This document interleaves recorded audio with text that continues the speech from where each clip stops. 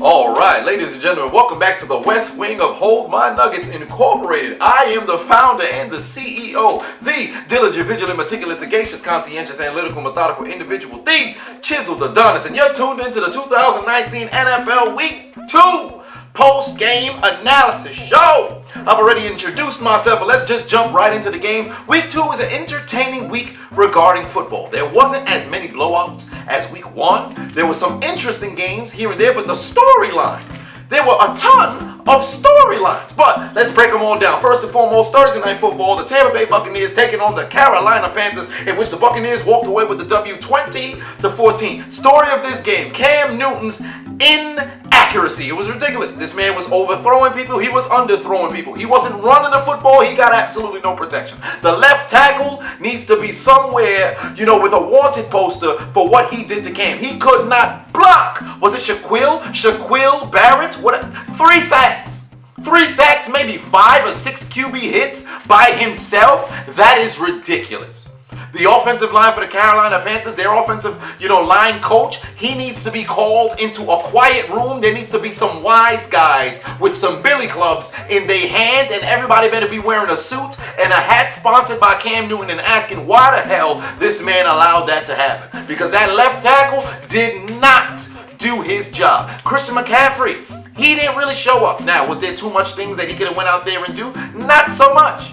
But that last play, on 4th and 1, he should have cut back inside. Now, I know it was hard. You got to get to that side. The goal was to get that 1 yard, and he thought he could outspeed, the cornerback. But still, utilize your vision. Because it wasn't as if you didn't see it. It was there. We've seen you do it before. This isn't one of those, let me improvise out of nowhere. But you got to do your best effort to get, that yard. But ultimately, he didn't get it. Great performance from Jameis Winston. I was thoroughly impressed. He commanded the field. He played with confidence, and this is the Jameis Winston we wanted to see coming out of college. I hope Bruce Arians is able to keep this going with him. Defensively for the Buccaneers, they looked stout, but there was a ton of holes. If Cam Newton did not overthrow, underthrow, or just throw terrible balls throughout the game, and if he was given some protection, they could have picked this defense apart. But they were able to bend and not break. So congrats to that defense, Todd Bowles.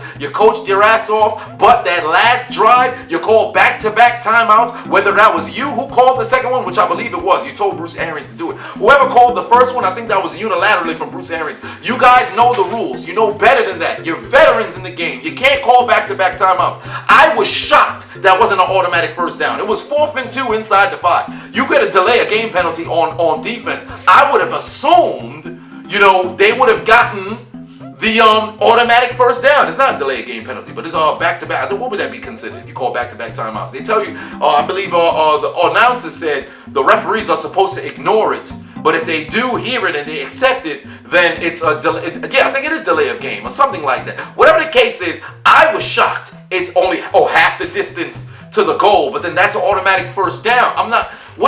Maybe there's something in the rule book that I missed, because I thought if it's 4th and 2, you call back-to-back timeouts. That's automatic first down. Whatever the case was, great W for the Bucs. They moving on to 1-1. The Carolina Panthers, I believe they dropped. Yeah, they dropped to 0-2. They lost to the Rams first game. Next, Cardinals taking on the Ravens.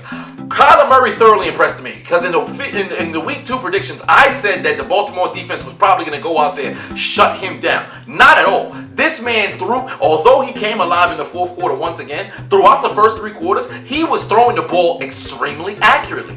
But the Cardinals could not run on the ground. David Johnson only had 14 yards. That's abysmal. You can't do that. Through the air and ground, again, Lamar Jackson had a very, very good performance. All right, 120 yards on the ground, and through the air, I believe he threw for 200 plus and 2 TDs. And Mark Andrews did a sensational job. The tight ends for the Ravens are doing very well, I might add. Defensively, the Ravens are still looking stout. Their secondary, in my opinion, as I said, with New England, are top 2 in the league. But for the Cardinals, Larry Fitzgerald showed out. Christian Kirk, he showed out as well, but it just was not enough to get the W. They fought back. They cut within one score, and then they couldn't get off the field defensively. Bittersweet return for Terrell Suggs. He didn't even shake one of his old teammates' hands during the halftime, or I should say during a timeout, or whatever the case was. But it's a bittersweet sort of feeling. I was hoping he was going to make more, of an impact, but he only had about 3 tackles from what I remember seeing while flipping through the channels, watching the highlights, and rewatching the game. So he didn't really have too big of an impact. But hopefully the old man can make some noise in his home state before he ends up, hanging it up and heading into Canton, Ohio, as he goes in and becomes a Hall of Famer. Next, the Chargers and Lions. Story of this game. Because money bags, their kicker for the Chargers is out, their punter had to play kicker. He missed 2 kicks that they needed to have made. More importantly, the Lions have notoriously been one of those teams that get screwed over by the refs, but nobody cares because they don't win games. The Chargers kind of got screwed. You had 2 back-to-back touchdowns. Justin Jackson, I think it was a 60-yard touchdown he ran into the end zone. That got called back for a hold. Then you had Austin Elker on a screen pass go into the end zone and score. Then that got called back on a block in the back. I believe the hold was a phantom hold. The block in the back was legit. That same drive, they found themselves inside the 5. Elker tried to dive for the touchdown the same way he did on his first touchdown of that game. He fumbled, the Lions took over. Now, the Lions, they didn't play exceptional, but they did just enough to win. The Chargers lost this game. Because offensively, they should have done way better. And more importantly, I was talking to one of my friends about it, Low Key Row, in the Unconventional Deadass, podcast. But he's a Chargers fan, and he was saying, Phillip Rivers was due for a late interception because you knew you didn't have a kicker, he's going to force the ball. And that's exactly what happened. He forced it to Keenan Allen in the corner, who's in double coverage, and Darius Slay, who is, in my opinion, an all-pro corner. I believe he was an all-pro 2 years ago. If not first, then definitely second team. If not second team, then that's some horse shit. He led the league in interceptions. He was shutting everybody down.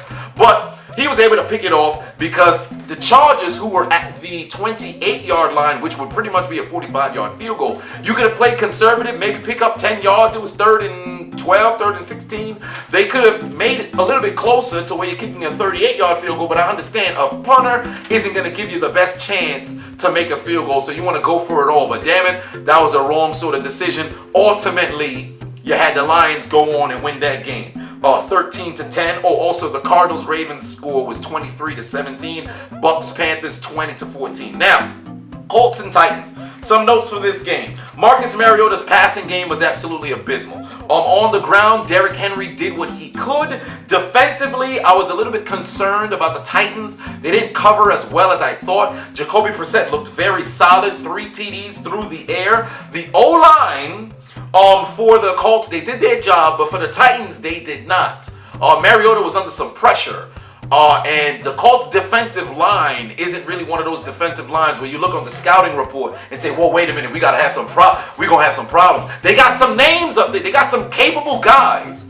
But from what we've seen around the league, the Colts isn't one of those feared defensive lines. Their linebacking core is good. They're very underrated in my opinion. But that D-line was doing way better than I expected against that Titans front. Now granted, Taylor Lewin, now his disappearance, from being able to play, it's starting to show. Last week it didn't show. This week it did. So they got to get that cleaned up. And the Colts ultimately won this game. Jacoby Brissett, he's looking very poised.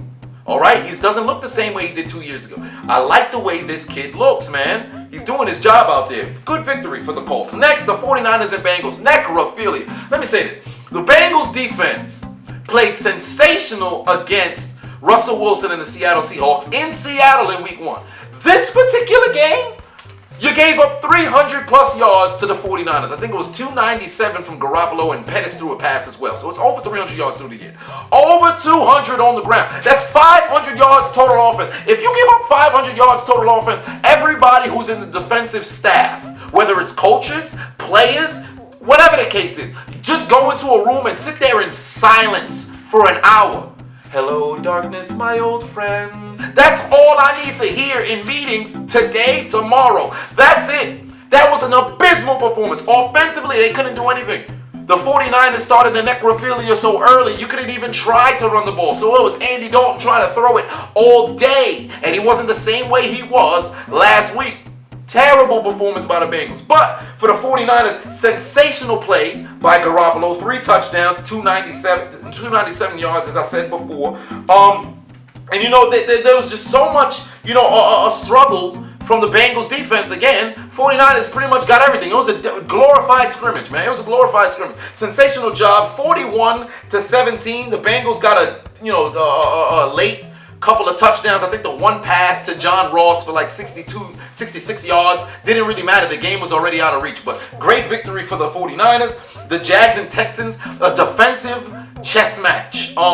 Struggles from the offense throughout the first 3 quarters. It was just pretty much a field goal game. Bunch of 3-and-outs. All right, I haven't seen this many 3-and-outs, since a film on a Brazos, somewhere shooting a threesome. All right, there was a ton of 3-and-outs in this particular game. What else we got over here? Minshew, down the stretch, played extremely well. All right, the 4th quarter, he played extremely well, took them down the field, was able to kick a field goal, took them down the field, put them in a position to win, scored a touchdown to DJ Baby, shot, and he scored. Then Doug Marrone and the Jags decided, what we're not going to do is kick for overtime. We want to win the game. Because we've been listening to Herm Edwards at halftime. You play to win the game. And they gave the ball to Fournette. And he came up 1 yard short, participating in the Frank Costanza challenge because, I stopped short. He didn't get it. For the Texans, a much-needed win because you didn't want to have to start out 0-2. But last year, I think they started 0-3 and won 11 straight games or 10 straight games. Or was it an 0-2? Whatever it was, you don't want to start slow. But for the Jacksonville Jaguars, this was a game you needed to win. And then ultimately, tempers flared. Jalen Ramsey asked for his trade. We'll see how things play out after that. But moving on to the next game, good victory for the Texans. Vikings and the Packers, 21-16.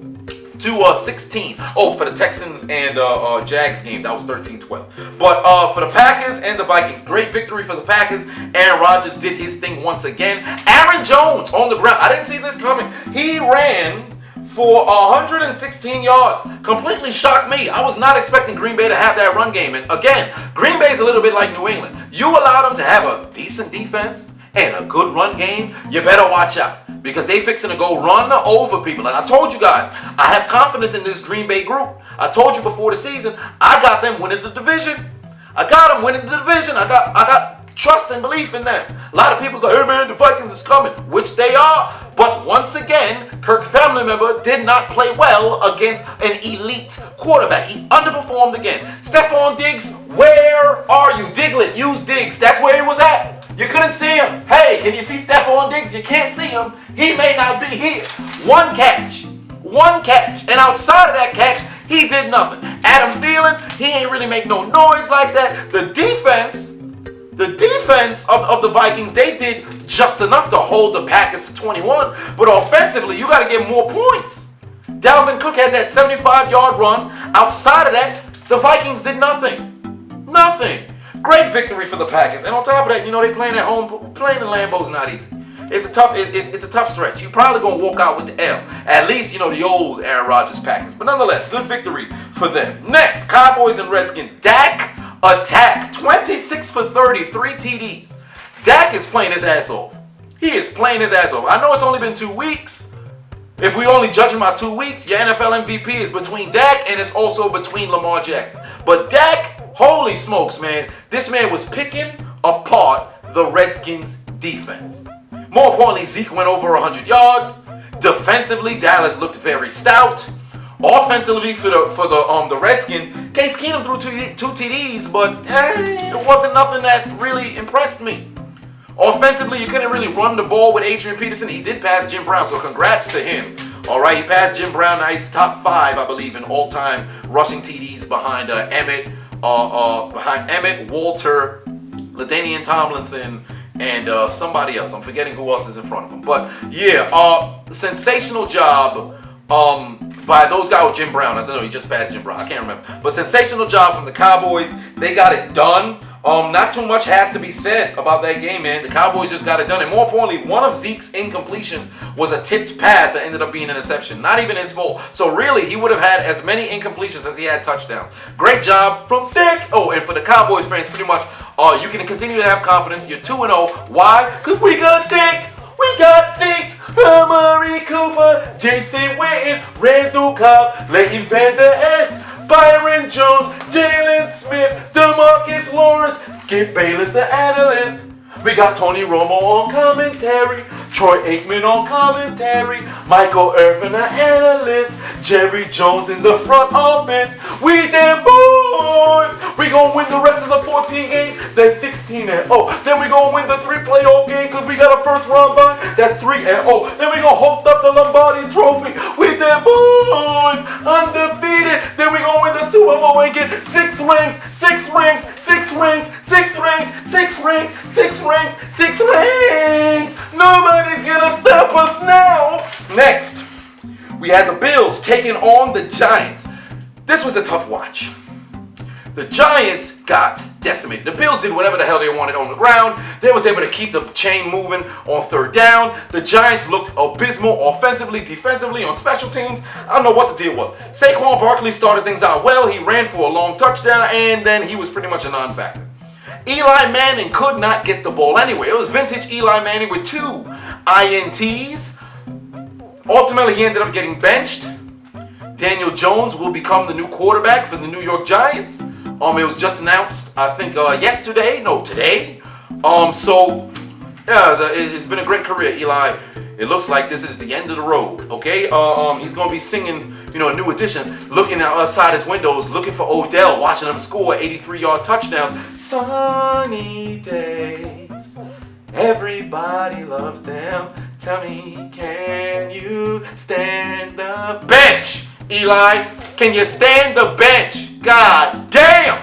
The Bills got it done. 2-0. Sensational job for Buffalo Wild Wings. Go out there. Tuesdays, it's 60 cents. Get yourself some Buffalo Wild Wings. The people upstate, I'm sure they're jumping off tables. All right, Dudley Board Challenge out in Bills Mafia. Sensational game. All right, they got it done. Next, the Patriots and the Dolphins. Necrophilia. I mean, this was ridiculous. I thought Antonio Brown was, he was accused of rape. The Patriots actually did rape. Why is nobody talking about the rape that New England just did back-to-back weeks? They raped my Steelers. Then they went to Miami and raped the Dolphins. What's going on? So much rape. Nobody can stop this Patriots team as they stand right now. I mean, good Lord. Offensively, they're firing on all cylinders. Defensively, they're stopping everybody, and Bill Belichick clearly does not want anybody to, score any points. He's not letting up at all right, because he is the, D coordinator. All right, there's nobody who is named as one. He took over himself. He's got a couple of other, assistants and coordinators who are along with him, but he's calling everything. You can see it in his face. It's a different tone. When he had a named defensive coordinator, he would give them some, leverage, but right now it's all Bill Belichick, and he is, oh my Lord. It is a masterclass performance from this man. And Miami, everybody trying to get up out of there. Minkah Fitzpatrick just got traded yesterday to come to the Pittsburgh Steelers, so I'm excited about that. I'm not going to do a separate video about it, but Miami, necrophilia. Oh, and Antonio Brown scored his first touchdown of the season.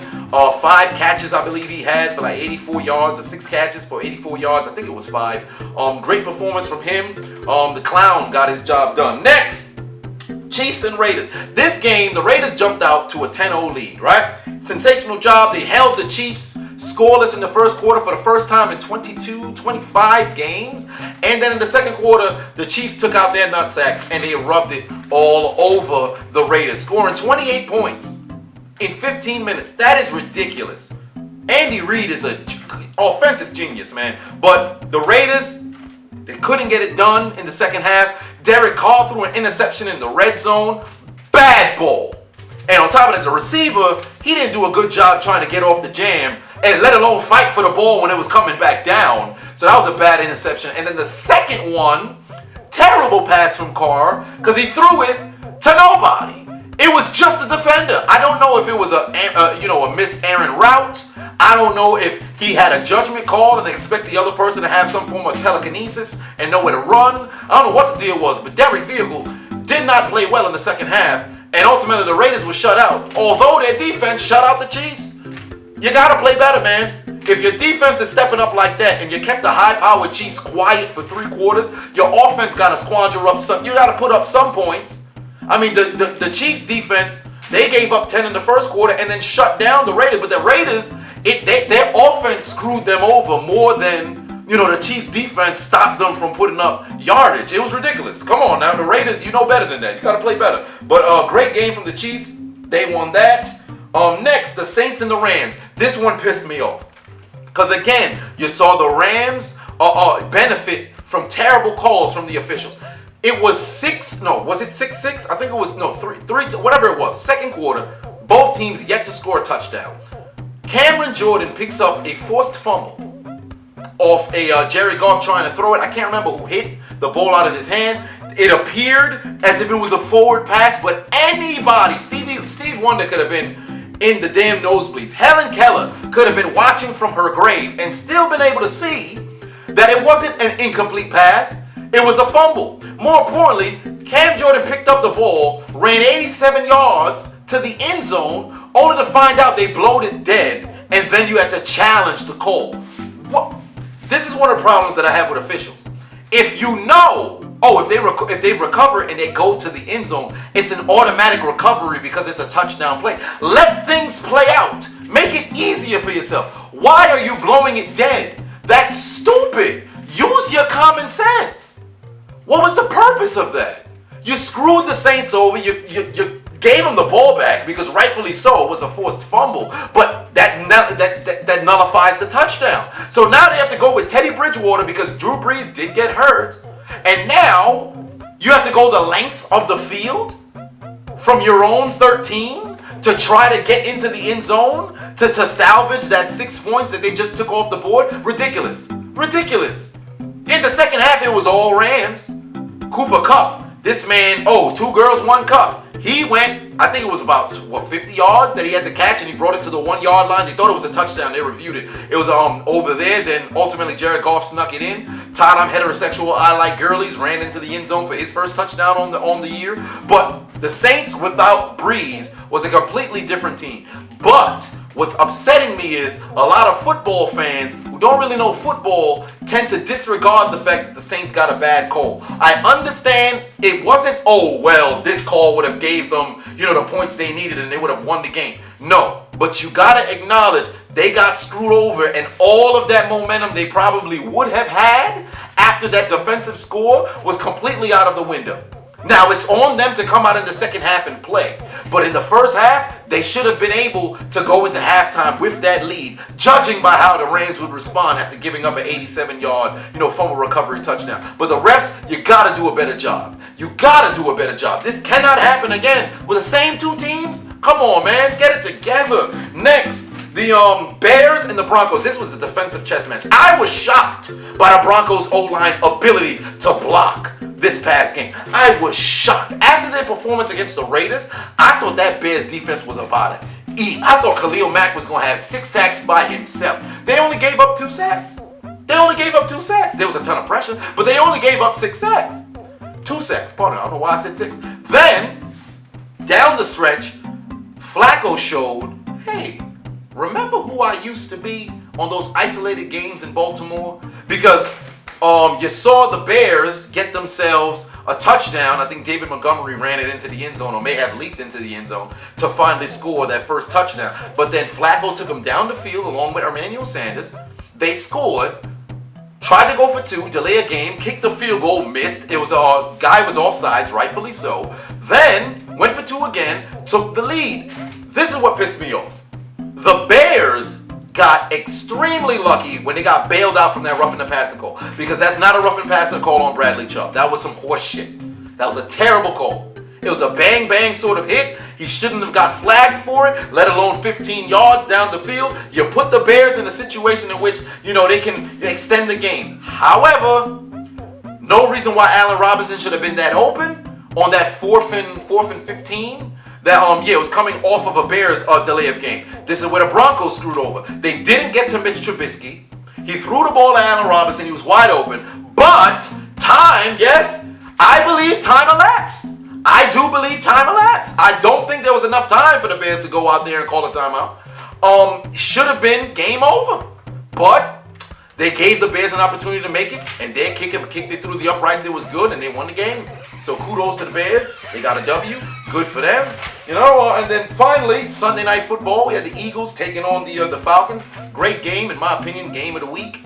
You had the Eagles fell. The Falcons won 24-20.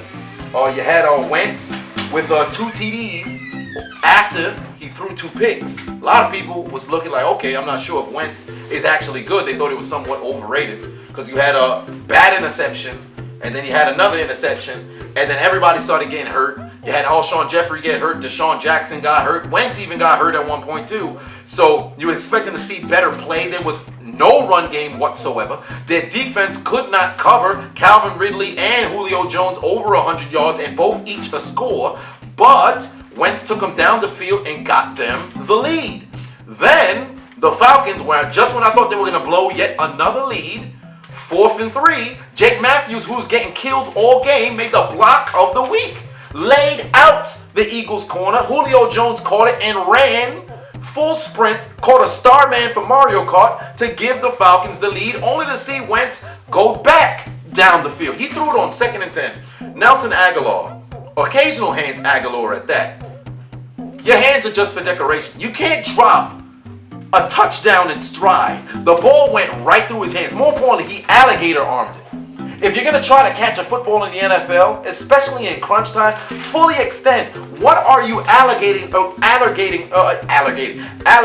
arming a football for? That's so stupid. Ultimately, he did catch a big time pass, a bomb on 4th and 14, pardon me. And then the pass to Ertz.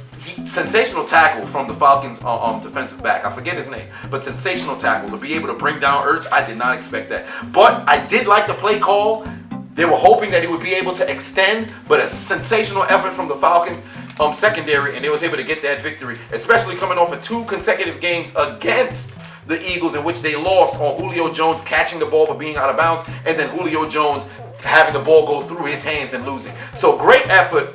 Great game and great effort from the Philadelphia Eagles, even more because after everything that happened throughout that game, even Jason Peters got hurt. They was able to go down to the final snap, or I should say offensive snap. So kudos to them. Monday Night Football, Browns and Jets, 23-3 in favor of the Browns. The Jets had no quarterback. Trevor Siemian came in for the injured, Sam Darnold, and he probably is going to have a broken ankle. Then their 3rd string quarterback, Luke Falk, came in. There was only so much he could do. Le'Veon Bell couldn't really run the ball outside of that one drive when Luke Falk first came in. And then he fumbled, which he never does, down the stretch. Defensively, I'm proud of the Jets defense. They did their job outside of that, long touchdown from Odell. They did their job. You had a pass interference call that put the Browns in a position for Nick Chubb to run it into the end zone. And when they went down the field, on their 2nd drive, and Odell had to get off of the field because of his visor. Again, this is a selfish move. I understand there's a ton of different visors in the NFL, but you know the rules, especially if the side is tinted. It was clear in the front, but the side was tinted, so he was already scheming. You know the damn rules, Odell. Stop. I know you want to look sexy on the field. Stop. Okay, and then warm-ups, he had a watch on again. I just want to let y'all guys know that. This time it was worth over $1 million. I think there was only 10 of those made. And finally, what do we have here? Oh, yes, the Steelers and the Seahawks. Sensational job from Russell Wilson, 29 for 35, 300 yards and 3 TDs.